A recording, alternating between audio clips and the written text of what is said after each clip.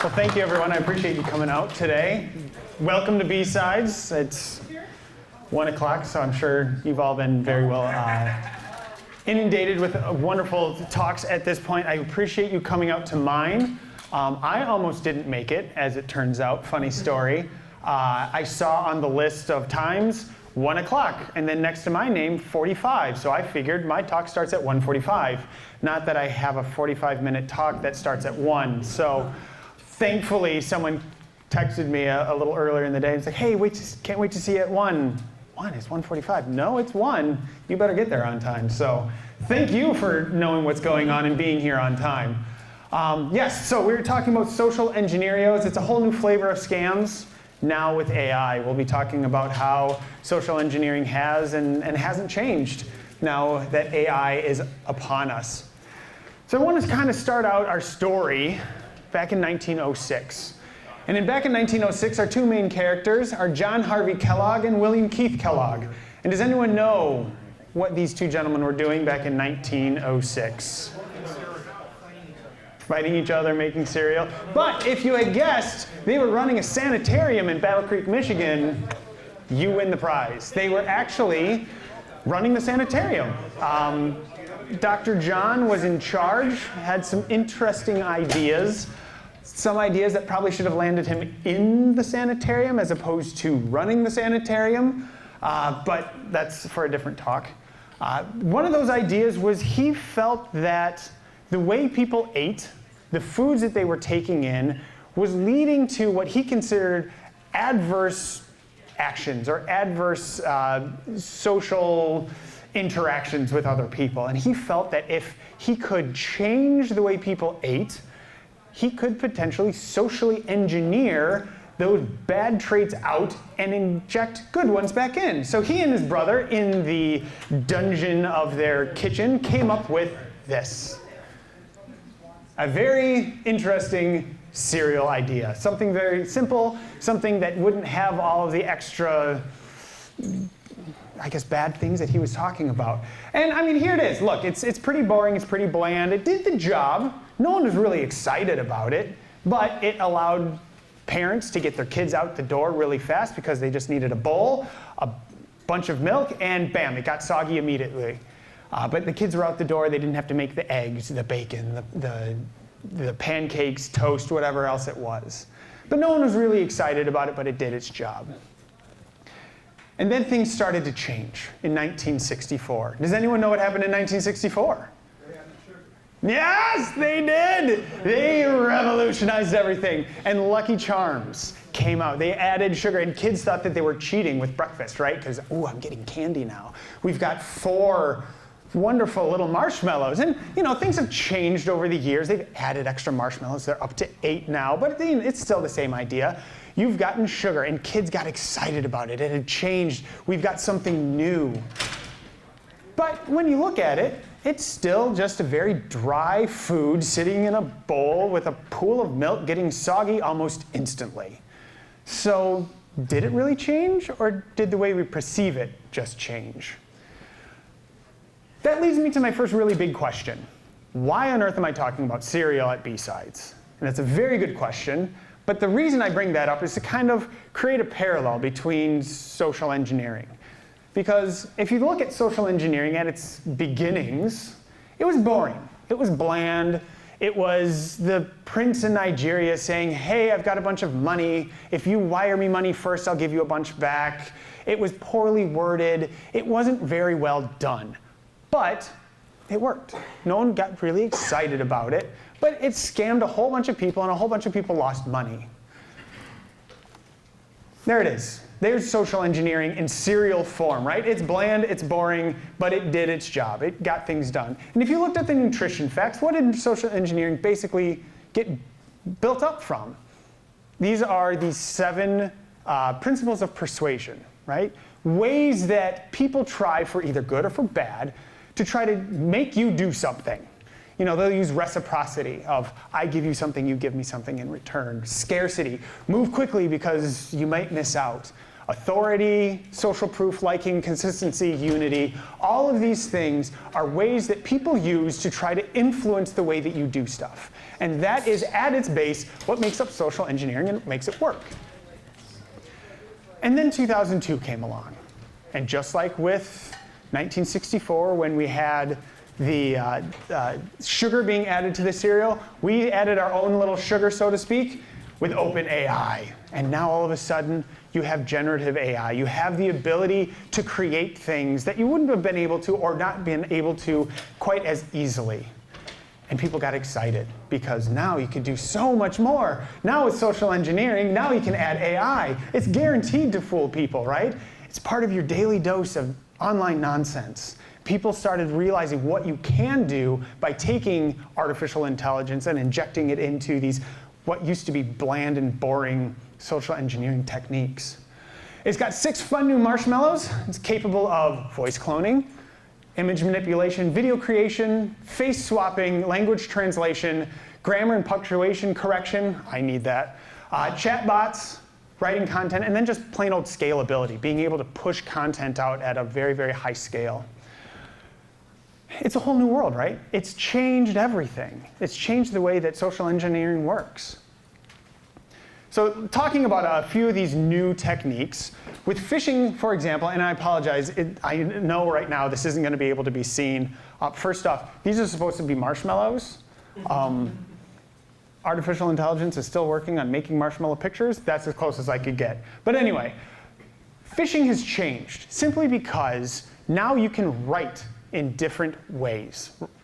Before, everyone always told you to look out for bad punctuation, for misspelling, basically emails that I am sending. But now you don't have to worry about that anymore. You don't even have to be able to speak the same language. Rachel Toback, who runs Social Proof, said that after OpenAI came out with ChatGPT, the island of Iceland saw a gigantic surge in social engineering attacks, simply because people could now write in Icelandic, which up until that point, it had been isolated to basically the people that lived on that island. But now anyone anywhere could sound like they were a native Icelandic speaker, and so it caught people off guard, because now it's something that sounded like it was maybe from a neighbor or from a colleague or from someone else because they spoke the same language. It's no longer the case. Perfect example, I don't speak Bulgarian, but my realtor does. I didn't realize that there's a lot of nuance that goes into Bulgarian, so I put something together and said, hey, can you just take a, sorry about that, can you just take a look at this and tell me, does this sound kind of like a native speaker? I just put in a quick prompt and it spit back something, sent it off to him. And he got back to me and said, yeah, it actually, in all honesty, it sounds pretty good. This is Bulgarian. The training set here is pretty small. So if you consider something as big as English or Spanish or French, how much better it's going to be, then it just shows how much more difficult it's going to be to spot social engineering simply by looking for those misspellings. Phishing, voice phishing. Now you can change the way that your voice sounds. My CISO came up to me about a month ago and said, hey, what can we do? What can we try to do something to emulate our CEO?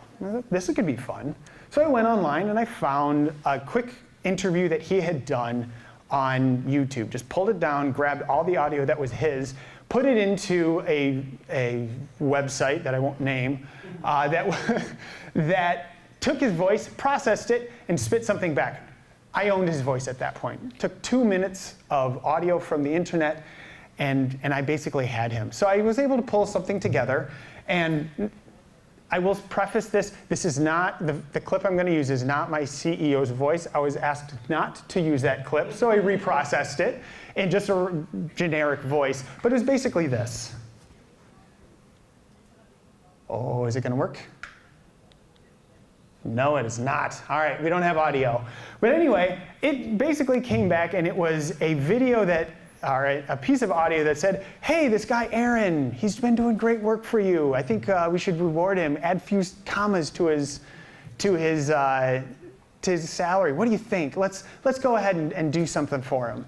And I sent it off to my CISO, which he found very funny because A, he knew that it was fake, And B, it was the CEO calling on my line, so he obviously knew that this was going to be fake. But imagine if it wasn't someone calling from my line, or it wasn't something as ridiculous of a message as that, something a lot more believable. The voice that I had created was good enough that it probably would have taken most people in our company and they would have believed it, because it was just that close to what he sounded like, his cadence, his voice, his accent. Now imagine the same sort of thing, but now it sounds like your spouse. It sounds like your parents, your child, your grandparents, someone calling you in the middle of the night saying, hey, we've got a problem, we need you to take care of this right away. Your guard is going to be down at that point. So phishing has been something that has drastically changed because of AI. Moving on with smishing, same idea as what I was talking about with phishing. It now sounds that much more believable. It now looks that much more believable because, again, it's written well. But at this point, scalability is what kind of comes into play, because now you can push out messages that are tailored to the right people for the right area and be able to do that at scale. Then not only that, but the landing pages, let's say you've got a link in there. You have the landing page, you can use artificial intelligence to create a website that looks pretty similar. You don't have to be able to have all these skills anymore. You can quickly push these things out. And who hasn't gotten a message like this, or this, or this, or this, or this, or this, or this, or this? They're everywhere now, right? And the problem is you can do it so quickly and so easily that it's at a scale that we've never seen before. Continuing on with business email compromise, this one's incredibly difficult to spot simply because it pretty much starts with having an email account that you've already trusted taken over by somebody else. But at that point, a lot of times those emails wouldn't necessarily sound correct because you've got someone that doesn't speak corporate America, right? You're talking about someone that hasn't worked inside of your company, don't really know, so those emails might sound a little bit odd. Well, with artificial intelligence, you can just say, hey, tell me a little bit something about Cineverse. That's where I work. And you can see here it says, oh, look, they just got a new chief financial officer. Fantastic. That's what I'm going to attack with this company. I didn't have to do a lot of research. I just said, tell me something about this company. Well, they've got a new CFO. So great. I'm going to craft messages that go after the finance team. But I don't necessarily know. Oops, I am going the wrong direction. Goodness gracious. It's a new clicker, sorry. I don't know necessarily how to speak corporate America, but ChatGPT can create tone for me. I can say, hey, make it sound like I am writing to a financial team from another financial team member. Make it sound correct. So I no longer even have to know how to sound. I can just tell it to do it for me. And what about this? QR codes. We see them everywhere. They're in restaurants, they're on websites, they are in airports, train stations. My wife found this one for Panera. They're just downstairs. This is a code for a free muffin or cinnamon roll. If you've never had their cinnamon rolls, they're phenomenal. I suggest it, absolutely. And so yeah, so she sent this to me. It's like, hey, grab yourself a treat before you go out. And so I did. You know, I went downstairs, got it. You scan the code, it gives you a whatever. And here's it a little bit larger if you want to see it. But the problem with QR codes, just like with the smishing, is you don't necessarily know where you're going, because this is what you're going to see. You're going to see this, and a lot of times you're doing stuff on your mobile device, so you wouldn't be able to see where you're going. And the landing page, again, might look exactly right. So you're more apt to put a username or a password or some sort of identifying information in there. The problem is when you scan it, and if you did scan it, you also realize you're not at Panera's website. You're on my LinkedIn page right now. So I apologize for socially engineering you and making you go. There is no free muffin or cinnamon roll. That is the bad news. But if you're not too upset with me, please go ahead and connect. But that's the problem with quishing. I hate that name too. That's another problem with it. And then finally, a name even worse than quishing, zishing. I don't know if this is exactly what we're going to call it, but we'll go with it for today. Who hasn't heard this story about the finance worker in Hong Kong, right? They get a phone call, and Eric Krohn, who I saw here today, He actually did a talk about this last year, so if you get a chance, go back and find that on YouTube. And he touched on this. It was a fantastic talk, but basically the long and short of it is, someone gets a phone call saying, hey, we need to transfer $25 million. And they thought, that doesn't sound right. Let's get on a Zoom call. Perfect. They jump on a Zoom call. There's the CFO, and there's 2 or 3 other executives, and they're all saying, yes, this needs to happen. This is immediate. We really need to do this. Please send out the money. So they do. The problem was, no one on that call, other than the finance worker, was who they said they were. They were all faked. The voices and the faces were all faked. So now you can't trust what you hear. Now you can't trust what you see, because it can happen in real time. Well, I keep hitting the wrong button, man. So Microsoft also came out with a program that can take a single photo and create movement. And if we had audio, you'd be able to hear that they've actually married it up with voice as well. Now, the problem with this is, who here has a LinkedIn page that has their face on it? Whose company has their CEO or their board of trustees faces on their websites? Yeah, this doesn't look 100% correct, but we all know that it's fake. So you're able to look for those things. Whereas if you just get a video that you see online that someone posts, it's going to take a whole lot of people because it looks like the right person and they're moving around, but that just came from a single photo. In the same vein, here's an individual showing how quickly and easily it is to, in real time, swap your face. Now, if you look, he's touching his face, he's eating, he's pulling on his cheeks, he's moving his hands in front of his face, and there's no break. Now, granted, this takes a little bit more capital to get started, but if you're going to make $25 million in one swipe, a couple $1,000s is not something you're going to sweat, right?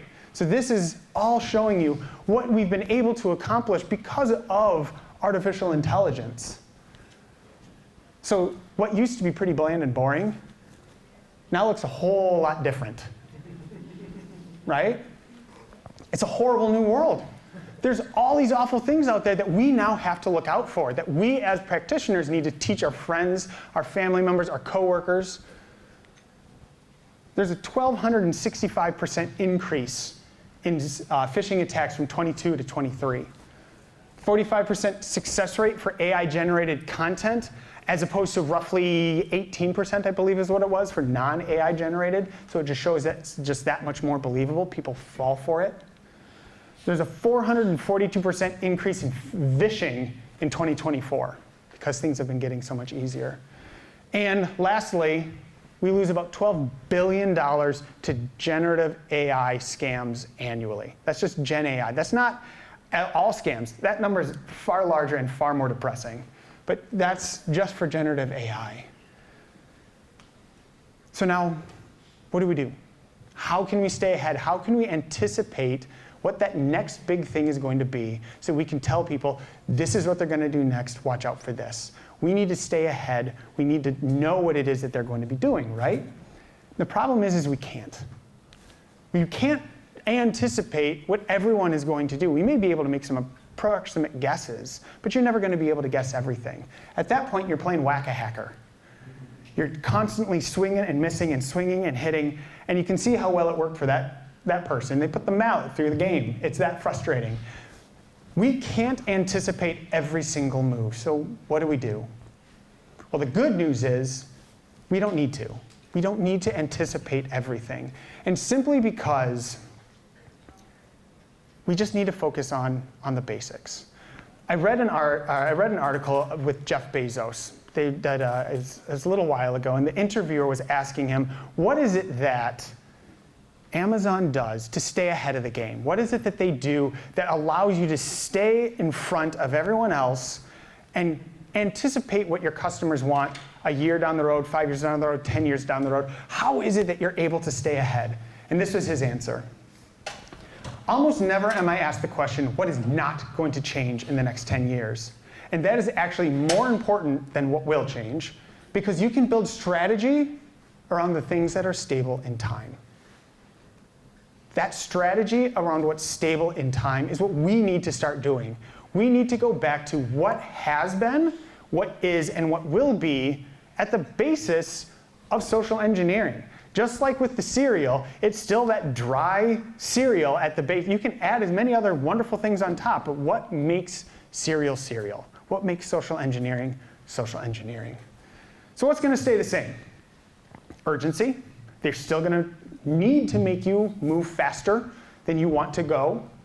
They're going to try to make you feel like you're missing out on something, and so there's limited time, there's limited resources. They want you to stay quiet. They don't want you to commit to and talk to other people.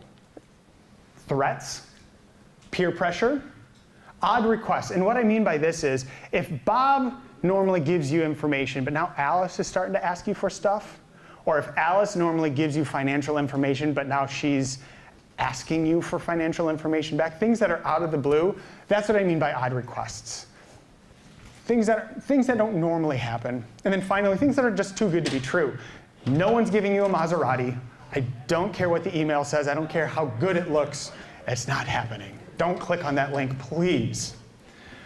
So the question is, has AI really changed social engineering? I say probably not, because if you look at the nutrition facts of the new AI social engineering, it's all the same things. It still uses that basis of persuasion. It needs to persuade us to do something before anything else works. It doesn't work if it doesn't try to get you to move quickly, or it doesn't use authority to try. Think about this. The summer intern sends you an email saying, hey, we need about $5,000 of gift cards. Get to it when you can. Doesn't really matter. Go ahead, find Frank down in accounting, ask him if it's okay. Don't worry about it. We'll get to it when we can. It would never work. It needs these principles of persuasion to get you to do something quickly.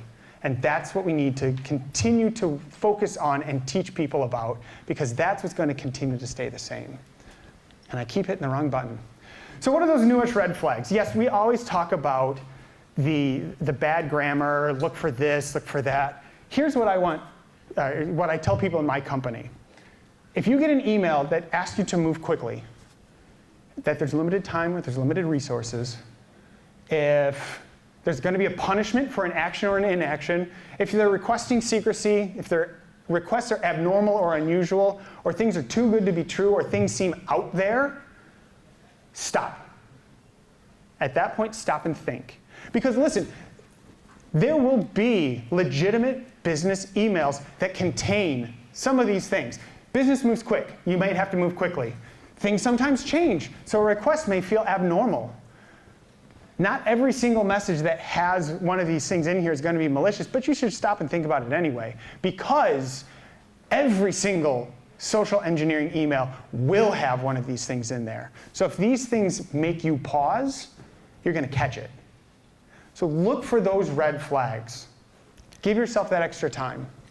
So how can we stop the attack? Learn what's correct to spot what's incorrect. If you're running a company, you've got rules in place, make sure that something happens one way and one way only. Or make sure that something touches multiple people and it has to touch those people. And if someone's requesting, hey, listen, I know we normally go through these 4 people, but we need this to be done really fast. Let's circumvent them and just get right to the end of sending payment out. Great, well, that's not normal, so we need to wrap at least one other person into this conversation. If you know, I can't tell you all of the wrong ways that people are going to try to get us to do things, but if we only do it one way every single time, any deviation from that is going to send those spidey senses on the back of your neck and make it stand up and think, this doesn't seem right. I need to look at this a little bit longer. So make sure that they know how things should be done correctly. Any deviation there will change. And by all means, stop, think, and reflect. So often I hear people say, oh, but I just have, I get X amount of emails in my inbox every single day. I just have to fly through them. Well, that's true. We do get a lot of emails, and we do have to go through them quickly. But the amount of time it takes to recover from a breach or an attack is so much more than the short amount of time it takes for you to just put a little bit of time and effort into looking at that email or looking at that request and saying, does this seem right? Or reaching out to somebody and saying, hey, did you send this to me? Don't give out personal information. So often we post way too much about ourselves, and we just give that information out for free, whether it be on social media, whether it be in LinkedIn, whether it be wherever it happens to be. We give away pictures of what the office looks like. We give away our home office, what sort of machines we're using, when we're on vacation, what our kids are doing, where they go to school. All of that information can and will be held against you with social engineering. You're giving them attack ammunition. Stop. That's making it so much easier for them as well. And then finally, this is the thing I always hammer the most, is verify. Verify that information. If someone reaches out to you, verify that it's true. Ronald Reagan said, trust but verify. And I always say, don't trust, always verify, because this is the day and age we live in, right? Reach out to the person, but do it differently in how they reached out to you. If you send me an email and it sounds a little odd, I'm going to go ahead and I'm going to reach back out to you through Slack. I'm going to reach out to you over the phone. If you send me a text message, I can email you back. Or if you send me an email, I'll reply, but I'm not going to reply through the email itself. I'm going to type in your actual email address and send something back to you that way. That's a brand new email. Just saying, hey, Dennis, did you just send me something? It seems a little bit odd. And if you come back and say, yeah, that's exactly what I need. Can you please send me that information? Fantastic. Now we verified in a different way that this actually is needed. Otherwise, Dennis may say, what the heck are you talking about? And at that point, I know we've got a problem, right? Use confirmed methods of communication. Always use, if your company has their emails in Office 365, use that. Don't use, hey, here's my personal email. I need you to reach back out to me this way. Use the information that you know is verified and correct. If you're using something for a vendor outside of your company, make sure that things are correct through, if you're using SAP, for example, that you're using that information to reach out to the correct vendor and it's not somebody wrong. And don't, like I said, don't ever use the information that they give you. Hey, here's my phone number, give me a call. Hey, here's my email, my personal email address. Use that information that you know is correct. And if you have to, go online and look it up. Perfect example, a few years ago, I got an email saying, hey, Aaron, congratulations, you won tickets to Black Hat, which I had a few weeks prior entered into a raffle to win Black Hat tickets. But it was really cool. I don't generally win things like that. It seemed a little bit odd. I had no way of communicating with this company in a way that I knew was verified. So I went to their website, and at the bottom of their webpage was the contact me or contact us link. I just filled out the information, said, hi, my name is Aaron Strong. I was just contacted by such and such from your company. If this individual does exist, can you please have them reach out to me and just verify that I indeed won Black Hat tickets? And about 30 minutes later, my email pinged, and look at that. There was an email from the individual saying, hi, Aaron, our contact team just sent me this email. It is true, you did win Black Hat tickets. Congratulations, can I finally get your information so I can close this out? And then I was very excited because I knew that it was actually a legit thing. You can go to the website and find it that way as well. Don't tell me you can't find verifiable information. There's always a way. Now, I work in GRC, so if I didn't talk about policy, I would probably start to burn a little bit. So we're going to talk about policy. Create policy as a firewall. And what I mean by that is it gives your employees a way to say no and a way to get out of a situation that they may not feel comfortable in. Because why? Almost always, these social engineering tactics are purporting to be somebody in authority to somebody down below them. That is what works. Nobody that's a junior employee wants to say no to someone in a C-suite. But if you've set up policies that says, we will only do things X, Y, and Z way, and someone's asking, well, let's try it a different way. Let's try it the ABC way. They can say, I'm sorry, but we all know that policy states we can't do it that way. And if we are going to divert, we need to bring somebody else into the conversation. It allows your employees to be able to say no and not have to fear repercussion for what it is that they're doing. They don't need to apologize. Oh, I'm so sorry, I can't do it. No policy states this. We can't do it this way. Set up your policy as a way to be a stopgap for people so that they don't feel like they have to do something. Otherwise, they could get in trouble, they could lose their job, they could really make things bad for them. And another thing is use one-time passcodes as well. Perfect, Dennis, you just reached out to me. There's our internal site. What's the code that's currently up at the moment? I've got it up as well. Let's see if you know what that information looks like. And if you can give me the code back, beautiful. You, sir, are Dennis. I can believe what you're saying.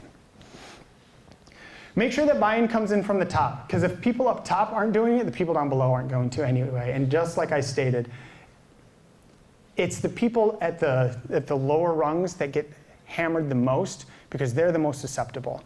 So if your executives aren't doing this, no one else is either. So make sure that it comes in from the top. And talk about it a lot. The more we talk about it, the more people get comfortable about talking about these things. The more they're going to come to you and say, hey, Aaron, I just read this article. I just saw this story on the news.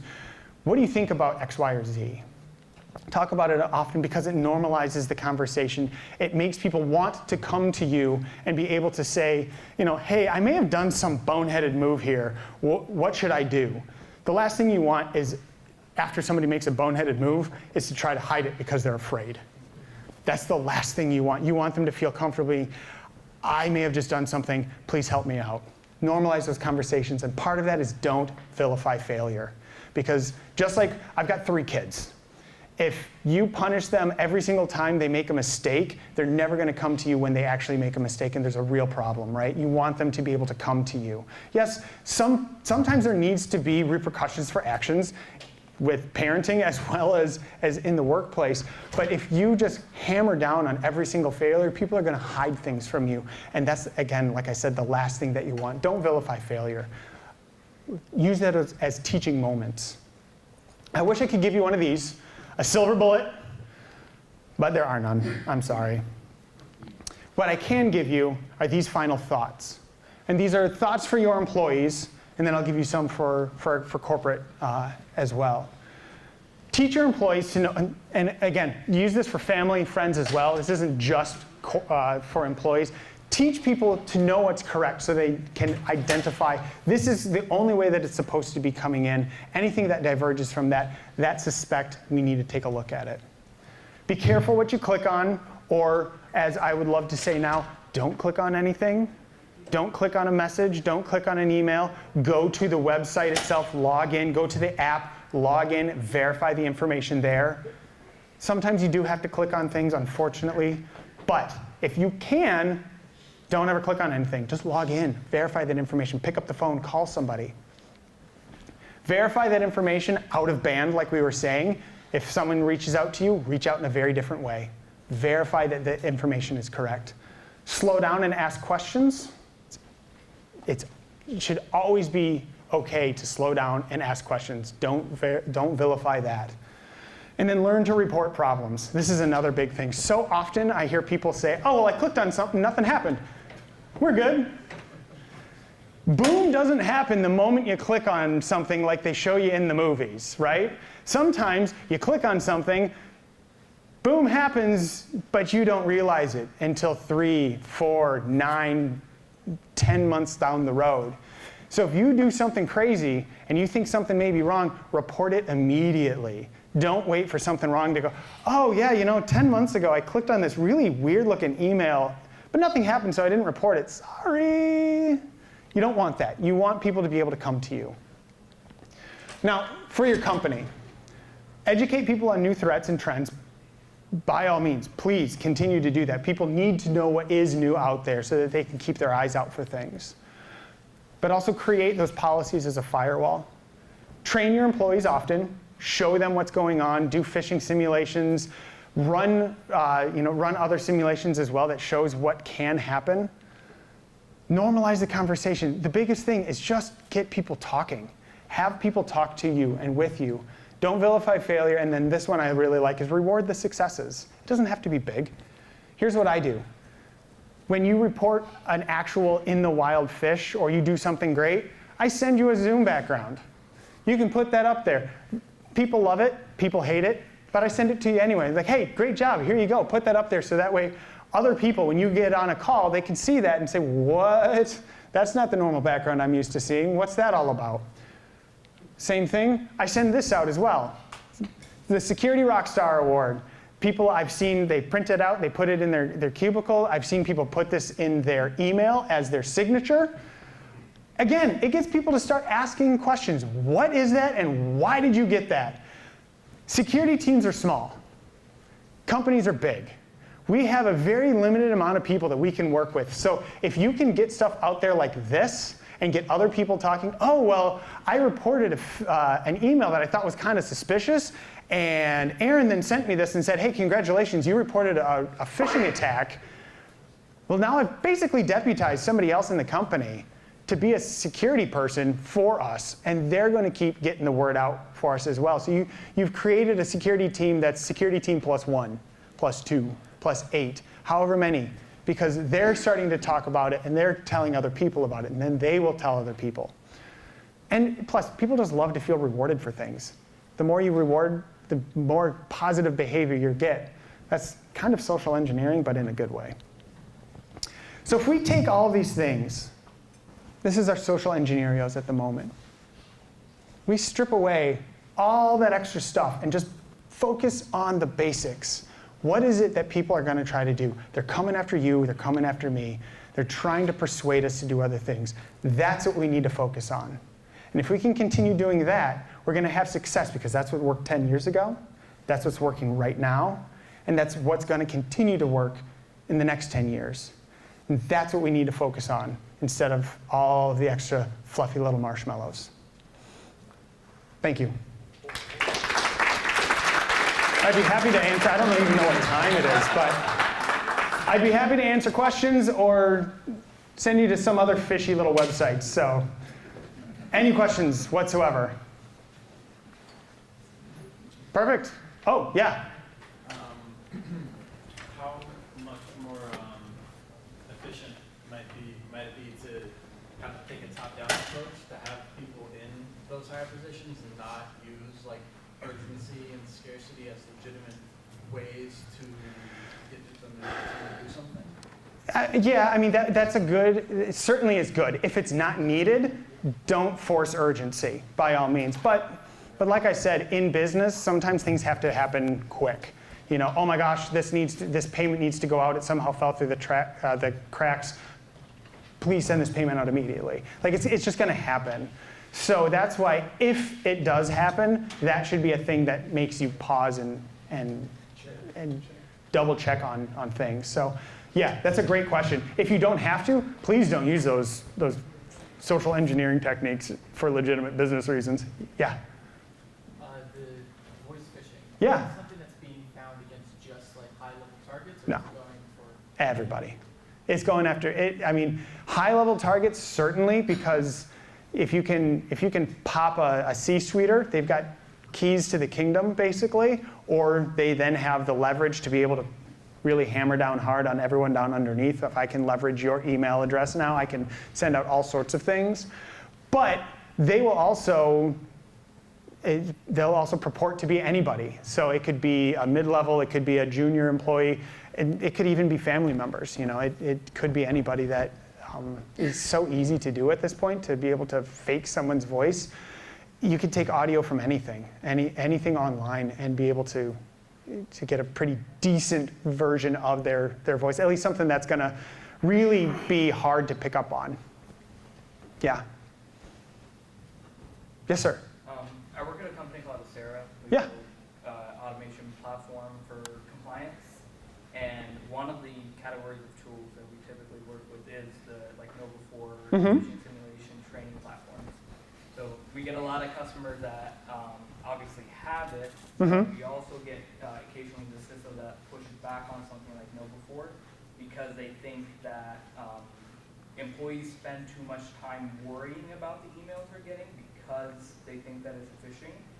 Then, you know, like they spend too much. Their claim is that they spend too much time worrying about the emails that they're getting because of doing these constant campaigns. What do you have to say about that? I would say that really goes back to don't vilify failure. I think if you were to take a look at the way that those companies, and the question is to just restate it, there's a lot of upper level executives that push back and say, oh, doing these simulations just makes everybody scared and they spend too much time in their email worrying about what it is that they're going to do. And to that point, I was saying it probably is that they have very strict rules and punishment for failing phishing simulations. And so people do worry too much about, oh my gosh, I don't want to click on the wrong thing. And that's you certainly don't want your workforce to be scared for their own job, because then they're not going to be effective in what they're supposed to be doing. But at the same time, I want my people thinking about their emails, because email is one of the largest threat vectors or attack vectors that criminals use, because it's the easiest way in. If I send an email to 5,000 employees, law of large numbers is that someone will probably click, and I might be able to get a foothold. So I want my company to be thinking about their email in a way that makes them take pause. But what I don't want to do is make them take pause because they're afraid of losing their job. I want them to think, well, this doesn't seem normal. I do want them thinking about it. So I don't know if that answers your question. Yeah, completely. I think you're pretty much saying let the failure during simulation be not a detriment to them. Yeah. If you fail a simulation, let that be a learning moment for you. Take that time to be able to teach that employee, here's what you missed, and here's what I want you to look for. Now, that doesn't mean that there should never be a penalty for continued failure. People shouldn't just be able to click on everything all the time and just be a huge risk to the organization. At a certain point, you kind of do need to draw a line in the sand, but what I want to do is use it as much as possible to try to teach you and train you so that you can learn from things and be a better, more secure employee than an employee who's terrified that they're about to lose their job because they click on one simulation. I've heard of companies that one simulation failure and you could potentially lose your job. Personally, I think that's a horrible idea. But who knows? Maybe that company is really, really good when it comes to click rates. Who knows? But yeah, that's what I would come back with for that. Yes, sir. Great presentation. Oh, thank you. Your little certificates. Thank you. Great for getting buy-in. Real quick question: is this going to be on your YouTube channel or online? Your presentation, because I'm going to steal some of your stuff. Yeah, absolutely. Yeah, the presentation will be B-Sides is going to be putting it up, and I may steal it from them so that I can put it up on my channels. But yeah, it'll be out there. So just keep an eye out for B-Sides. They'll be posting it once they edit it down. Thank you. Yeah. Any other questions? We've got 1 minute left before they kick me out of here. Perfect. Well, thank you, everybody. I really appreciate you coming, and have a lovely rest of your B-Sides.